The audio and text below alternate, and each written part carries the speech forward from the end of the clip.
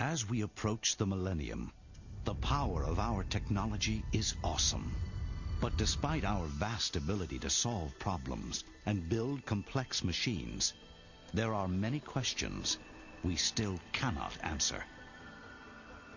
Ours is, in fact, a mysterious world, a vast landscape of compelling wonders. He wrote Chariots of the Gods. Now author Erich von Daniken guides us through the search for ancient technology, including: did our ancestors know how to fly thousands of years before the airplane was invented? A dangerous ritual honors the gods, but were these mythic gods or real beings from another world? How did our ancestors build incredible monuments that defy understanding even today? And genetic engineering. Is it possible we are just rediscovering a science observed thousands of years ago? These and other mysteries in our search for ancient technology, next.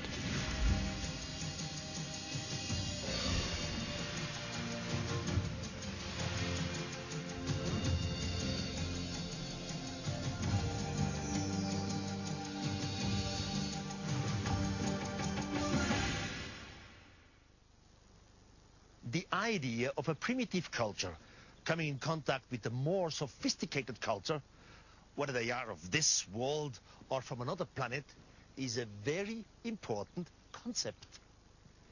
As history proves, the lower culture always tried to imitate the technology of the higher culture. One especially impressive example of this phenomenon is the mystery of ancient flight.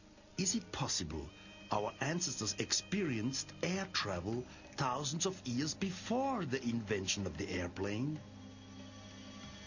From ancient India to medieval Europe, the dream of flight has fascinated every culture on every continent throughout history. Human beings have gone to extraordinary lengths to conquer the skies.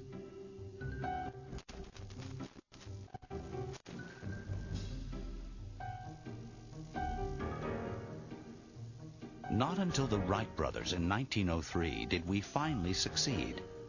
Or is this just conventional wisdom?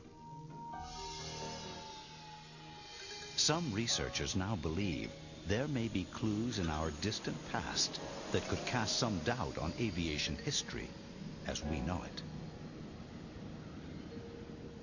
In the jungles of Colombia, a baffling discovery raises the mysterious question: is it possible ancient cultures experienced real flight hundreds of years ago? I have some strange objects here found in pre-Columbian tombs, dated about 800 to 600 before Christ. Archaeologists believe that these must be insects. Perhaps a part of a pre-Inca cult which revered insects. But when closely examined, these figures don't look like insects at all.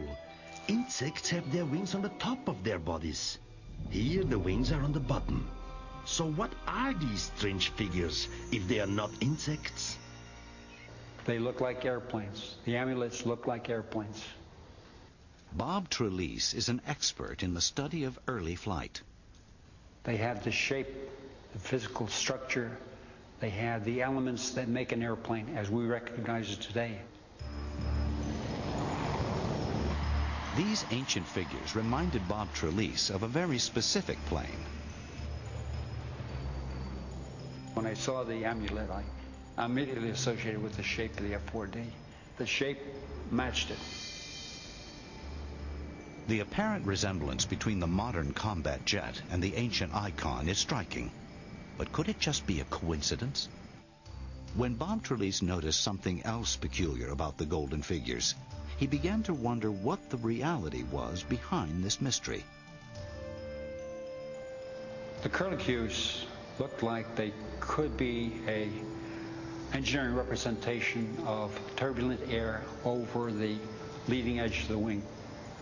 Were our ancestors experimenting with real flights, or perhaps were they expressing some kind of mythology? Could it be both? One possible answer comes from anthropological discoveries made in the 20th century. When one culture with a simple technology comes into contact with a second culture with a more complex technology, people often turn to religion. Anthropologist Dr. Lamont Lindstrom offers one explanation for the existence of these figurines. It may be found in the anthropological concept known as cargo cult. Cargo cult is a South Pacific example of a kind of religious movement that's happened almost every place in the world. Life in the South Pacific prior to World War II was pre-industrial in its simplicity. There was no electricity. There were no roads and no radio. No contact with the outside world.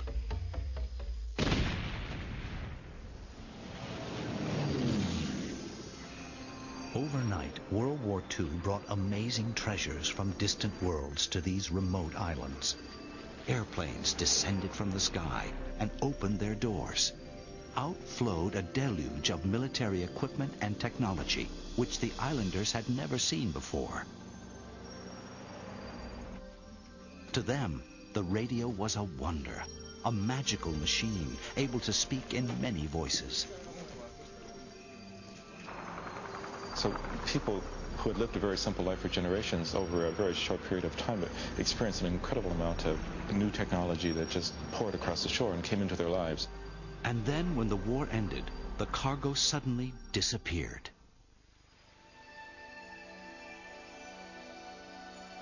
Desperate to find some way to bring the cargo back, the islanders turned to prayer and religious ritual. Much of the ritual of cargo cult attempts to try to attract the return of whoever controls the cargo. They did things like, in many islands, cut airstrips in the forest, in the jungles, hoping that the planes will land again. They built model planes. Sometimes these are small models, sometimes almost life-size models, and put these planes on the airfield as a kind of imitation, some device that will encourage the cargo planes to land. Using the cargo cult theory, were these gold artifacts created by ancient Indians modeled after mysterious aircraft from long ago? One way to examine this mystery was to see if the amulets were aerodynamically sound and might have been able to fly. Captain Peter Belding, a pilot and air traffic controller, built exact-scale models of these icons out of molded plastic.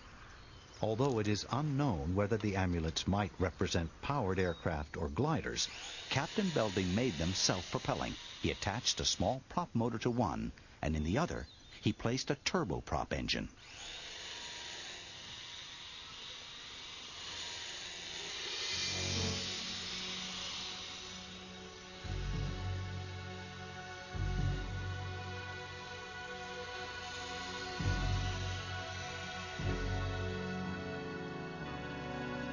Now Captain Belding tests the more powerful turboprop model.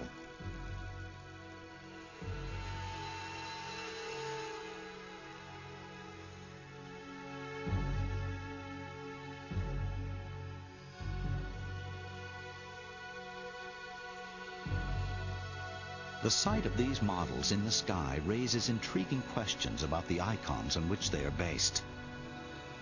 The idea that they were copied from a working airplane in existence 800 years before the birth of Christ is very difficult to believe.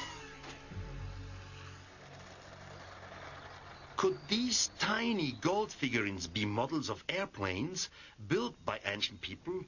Of course, but there is another possibility. I believe they are religious artifacts which were designed to honor extraterrestrial flying machines and lure these visitors back down to Earth.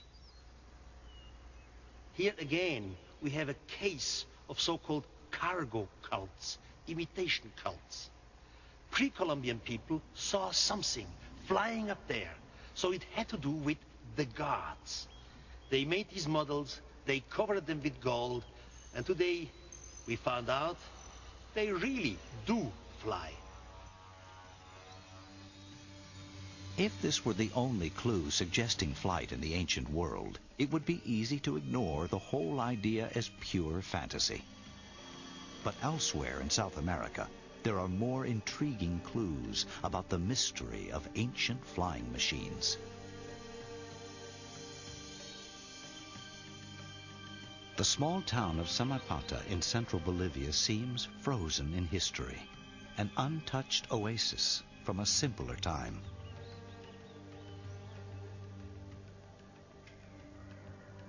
Penetrating this remote wilderness requires a long, difficult journey, even with modern transportation. Here the mountains hide a centuries-old mystery that could relate to the possibility of flight in ancient times. Silent and alone, a strange mountain called El Fuerte juts into the sky. El Fuerte, the Spanish word for fortress. A fortress cut out of the rock by pre-Inca tribes? Perhaps. A sanctuary? Most likely. But if it was a fortress or a sanctuary, why don't we find in all of South America a comparable place? Experts are baffled by El Fuerte. Its design does not suggest to scholars any traditional military or religious function. And although experts estimate that El Fuerte predates the arrival of the Inca people in this region, around 1400, its age is uncertain. The most distinctive feature of El Fuerte is a pair of parallel grooves about 100 feet long, which have been etched into the rock. They run from the bottom of the bare face all the way to the top. Let's look closer at these strange grooves. Obviously, they point to the sky. To me, it looks like a launching ramp with which they catapulted some flying objects towards heaven. Flying objects which they had observed being used by their gods. To achieve flight, all aircraft must travel fast enough during takeoff for the wings to generate lift. Where space for takeoff is limited, such as the deck of an aircraft carrier, a catapult must be used. This steam-powered launcher is so powerful, it can accelerate a 65,000-pound jet to a speed of 150 miles per hour in only 300 feet. On the top of the mountain, a circular structure with rectangular and triangular notches has been carved into the rock. This could have been the installation on which a rope made of rubber was wound around. Rubber was known to pre-Inca tribes long time ago. The tight rope was attached to the flying object below. Then the anchors were knocked away and the object took off into the sky.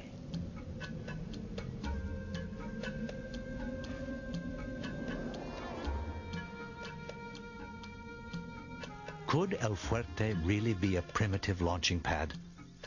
Or is this possibly another example of imitative behavior on the part of ancient people? I believe our ancestors watched the gods descend in carriages which looked like planes. People were awed of these flying machines and worshipped them. This led into a cargo cult, meaning to imitate these flying machines with primitive earthly technology.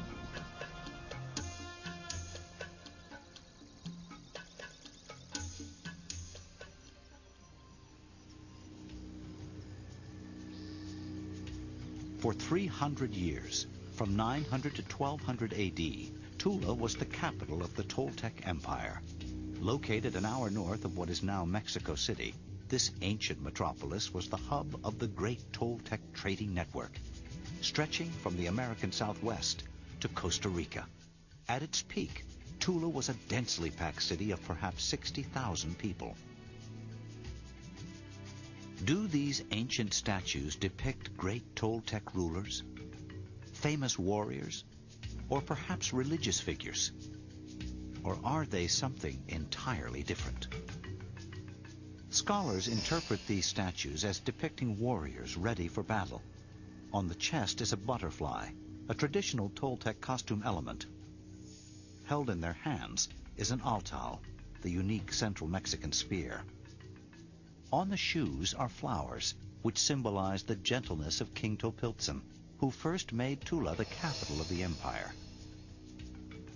Now really, strange warriors with butterflies on their chest and flowers on their shoes. In my opinion, the ancestors of the Toltecs had contact with extraterrestrials, which they worshipped as the gods. Centuries later, they tried to imitate these gods. Because they had only oral history, many details were lost or not understood at all. Could this object on the chest, which clearly is attached with straps, be a life support system? Or the object in the hand, a powerful weapon? Though researchers dispute this interpretation, the true meaning of the Toltec statues remains a mystery. Could ancient cultures have been influenced by visitors from another world? To some, archaeological findings elsewhere in the region keep this question alive. Tikal, the oldest and largest city ever built by the ancient Mayans. Tikal was first settled in 600 BC and flourished for 1,500 years, creating one of the most scientifically advanced civilizations on Earth at the time. The Mayans were able to develop an original set of timekeeping, of astronomy, of cosmology that is unique and fascinating. Dr. Brian Penpraise is a professor of ancient astronomy at Pomona College in California. The Mayan pyramids were built for ritual purposes. Some of them had observatories on the top of them. They had a series of priests that would inhabit the temples and record their observations in writing. But the observations were very simple. The priest would stand on top of the temple and look. These observations, carefully recorded over months and years, became the basis of Mayan astronomy. Without the benefit of telescopes or satellites, the priests began to unlock the mysteries of the heavens. The pyramids became the focus of religious and scientific learning. The pyramid of the double-headed serpent is more than 20 stories high.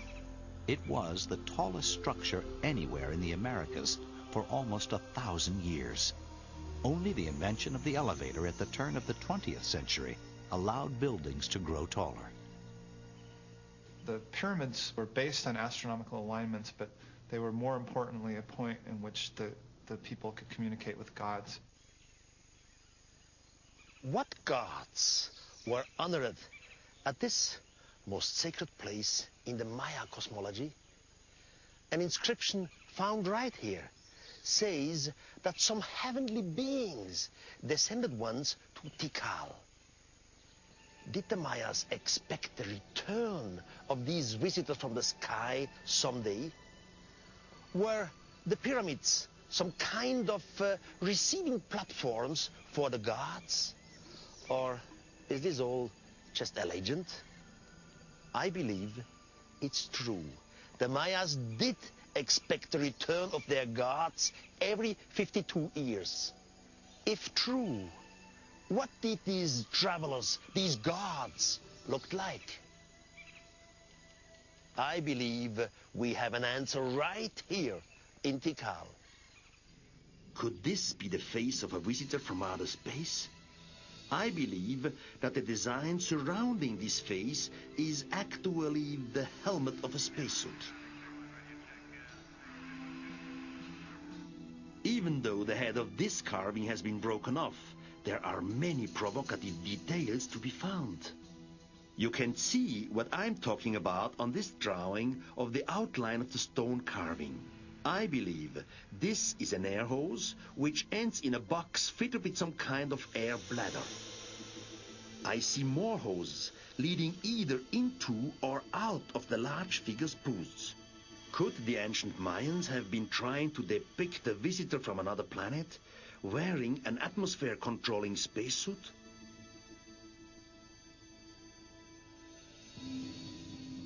Does this statue suggest a Mayan close encounter?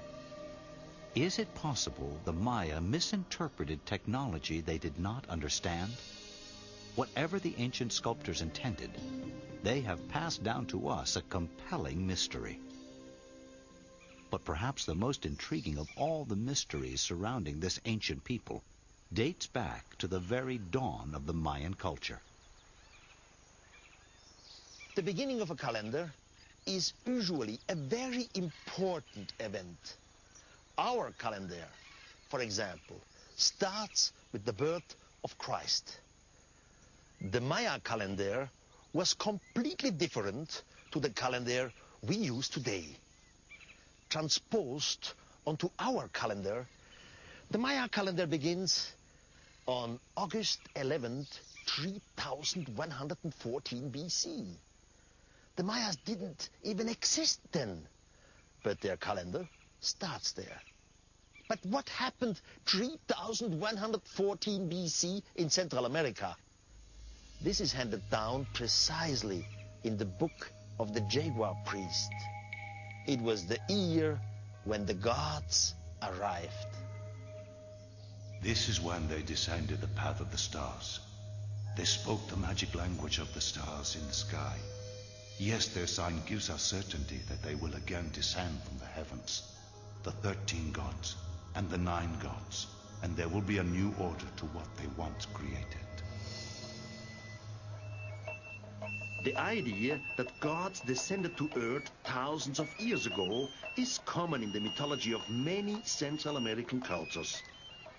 I believe we see an example of this in a stunning folk ritual carried out in Mexico. These are the fearless voladores. Voladores means those who fly. After participating in the sacred dance, 5 brave men climb one after the other to the top of a 100-foot-tall pole. Any carelessness, any mistake, any slight miscalculation could bring this ritual to a sudden end. But the voladores' preparation has been thorough.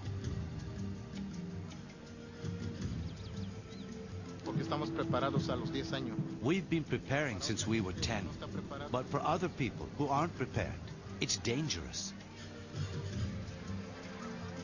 Recreating a ritual begun 3,000 years ago, the men finally reach the top. Each man carefully winds a rope clockwise around the top of the pole. Each member of the team must carefully layer his rope with the others. The platform begins to rotate. The most dangerous part of the ritual is about to begin.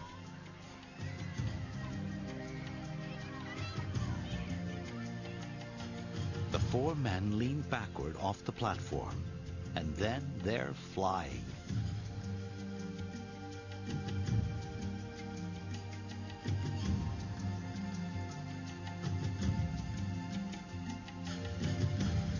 Some maintain each of the voladores reflects the points of the compass. Others say the rite is part of a larger celebration related to the movement of the sun and stars.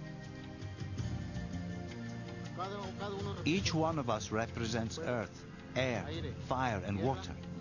The flute player represents the sun god, El Caparel.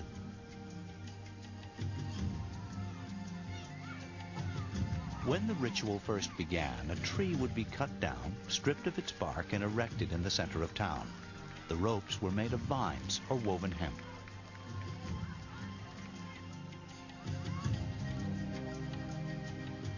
The length of this rope is calculated in a way that each of the 4 Indians circles the tree exactly 13 times.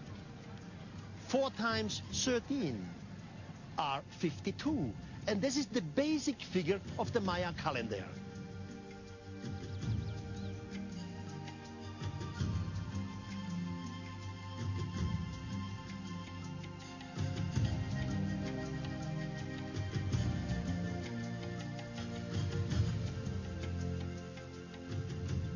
Los voladores, as they are called today, represent the descending of the gods from the sky to earth. Gods which, in my eyes, were extraterrestrials and whose return were expected every 52 years. When it comes to achievements in ancient architecture, one of the most mysterious is the awe-inspiring Great Pyramid of Giza in Egypt. The mysteries surrounding the Great Pyramid are well known. The controversy over who built this massive stone structure and how remains intense, but simple mathematics brings the mystery into sharper focus. Experts estimate that the pyramid contains a total of 2.5 million stone blocks, ranging in size from 2 to 40 tons. Chronicles of the times report the construction took 20 years. But how could such a gigantic monument be built so quickly? Now let's divide 2.5 million stone blocks by 20, and we come to 125,000 blocks every year. How many days a year have they been working? Let's say 300 days a year. Okay, so we have a daily output of 416 blocks. And how many hours have they been working? There were no unions in those days. Let's say 12 hours a day. That's a long day. Finally, we have every hour 34 blocks. And if we divide it down to the minutes, in fact, every 2 minutes, 1 block. To me, this is impossible. I believe the Great Pyramid was built by human beings, but with help from extraterrestrials.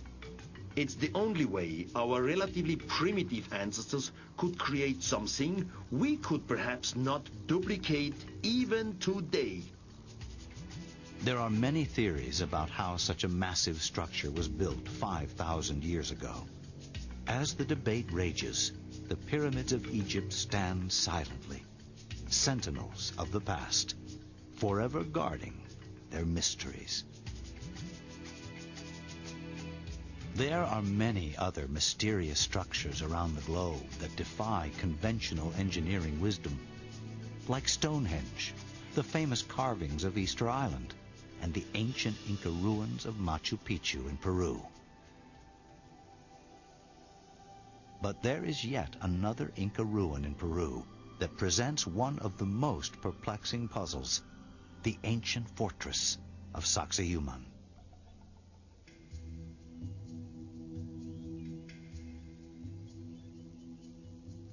The Incas had only crude tools and no knowledge of the wheel, yet they built this massive fortress. How is a fascinating mystery. In 1488, the Inca Empire included 10 million people.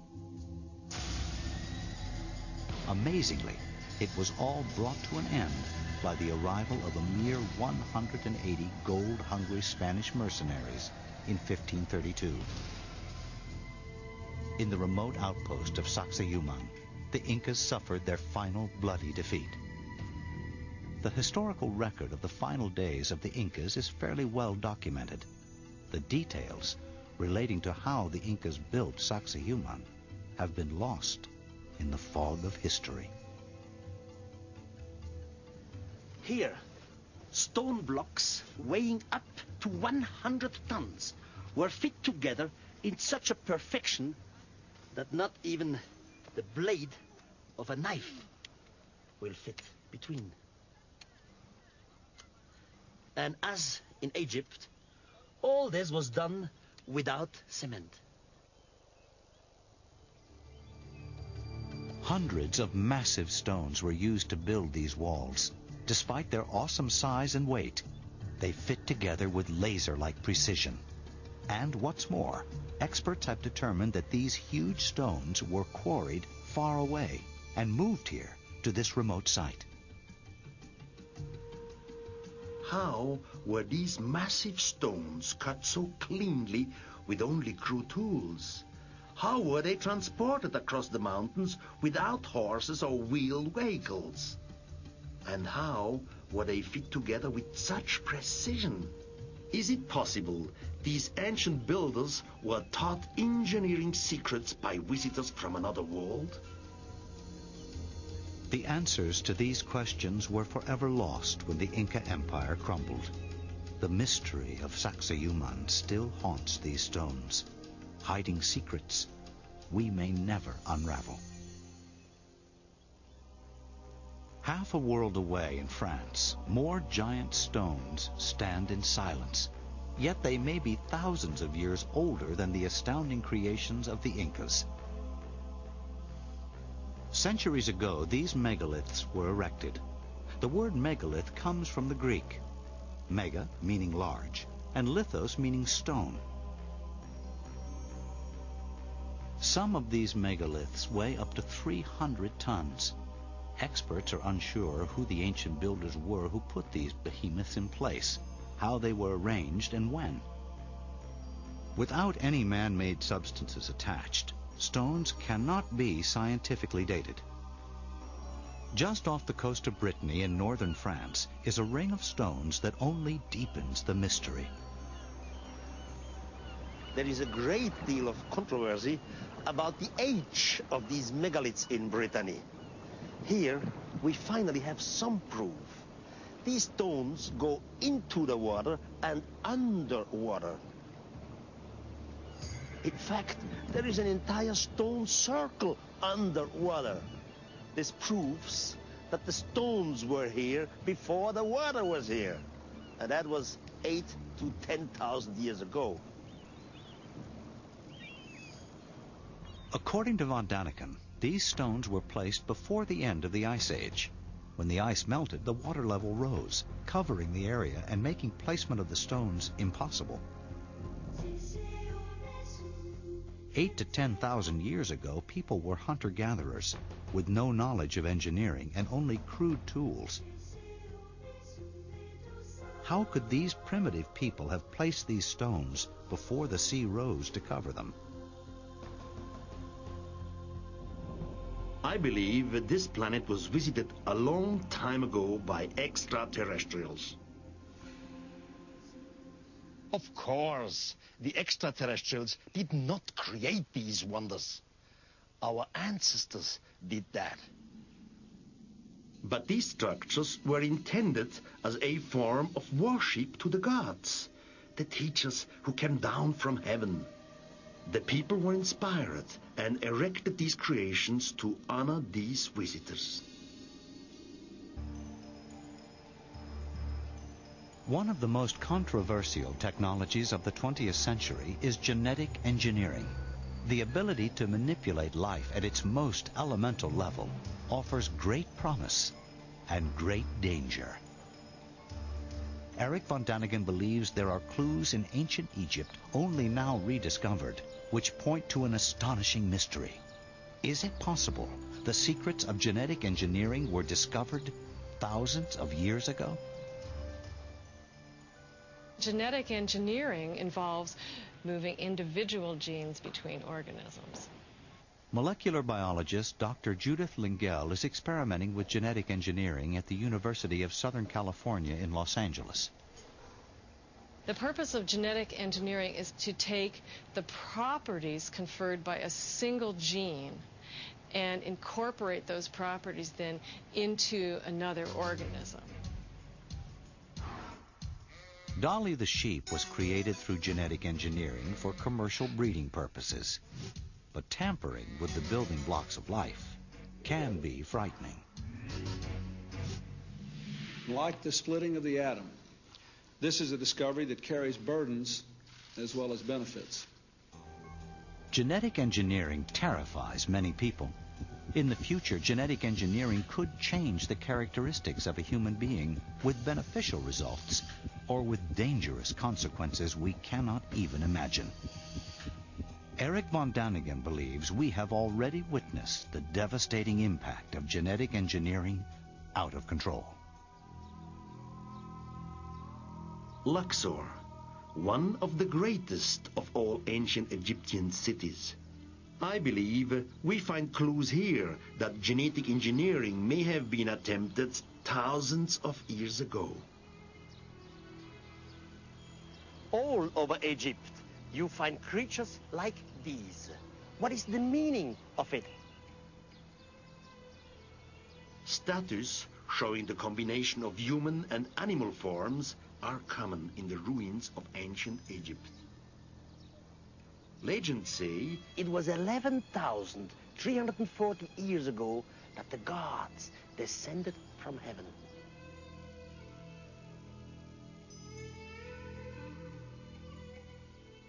These gods created beasts, monsters, mixed creatures of all kinds. There were bulls with the head of human. There were dogs who had wings and the tails of a fish. They were created by the gods, and the gods were the teacher from heaven, and the teacher from heaven were nothing else than the extraterrestrial. All what is left is the question, why should some extraterrestrial civilization do such a thing? We know from our little space knowledge that there are planets which are maybe hotter than the Earth or cooler than the Earth. So maybe you need a creature which is intelligent, as we are, but has a different body to resist heat or to resist the cool or whatever. So they used our existing genetic material. They mixed it in a new form. They made what we would call today genetic engineering. And voila, we had some of these monsters. Beneath the shifting sands of the ancient city of Saqqara, von Daniken has found what he claims are new clues that the ancient Egyptians lived in fear of one of the genetically engineered creatures. Ancient Egypt was a culture of herdsmen. Cattle represented wealth and were a staple of their diet. Bulls were especially revered and represented strength and dignity. The holy Apis bull was the most sacred of all these animals. However, according to von Daniken, some accounts indicate that the Apis bull was feared rather than revered. In ancient hieroglyphs, the Egyptian scribes tell stories of a less than benevolent god, as represented by the dreaded and wrathful Apis bull. For example, the holy bull Apis destroyed temple, killed people, so he was really a monster. Finally, these monsters died. Now, the priests wanted to avoid that some of these monsters could be reborn. That's why they made subterranean caves. This is the entrance to a huge underground tomb, referred to as the Serapeum. Scholars believe it was designed as the final resting place for the holy Apis bull. This subterranean cave was discovered in 1852 by the French archaeologist Auguste Mariette. As you can see, I myself, I am 5 feet and 5 inches high, but this sarcophagus is higher than myself. And by the way, the lower part is 80 tons, and the cover another 30 to 35 tons.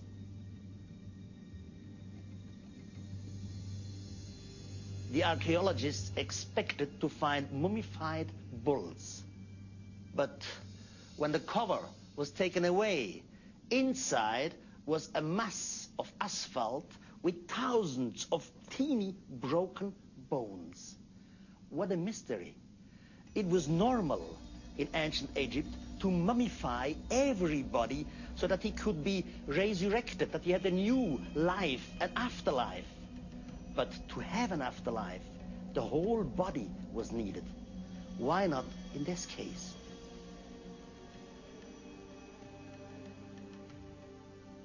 Maybe they wanted to prevent, to be resurrected, this monster inside.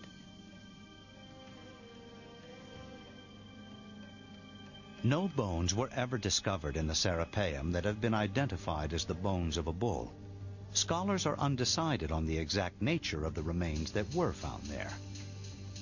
Whatever it was not mummified in the way Egyptians preserved creatures so that they could live again. Perhaps the Apis bull was a gift from the gods that the ancient Egyptians wanted to be forgotten. I'm standing in the plain of Nazca. It looks like an empty desert, like nothing, but it's not. The real mysteries of the plain of Nazca can be seen only from above. These enormous etchings in the desert floor are believed to have been made between 200 BC and 800 AD. Some of these strange lines are more than 15 miles long. Now, a new mystery has come to light. I have just discovered something new and incredible about Nazca. This strange figure has confused experts for a long time.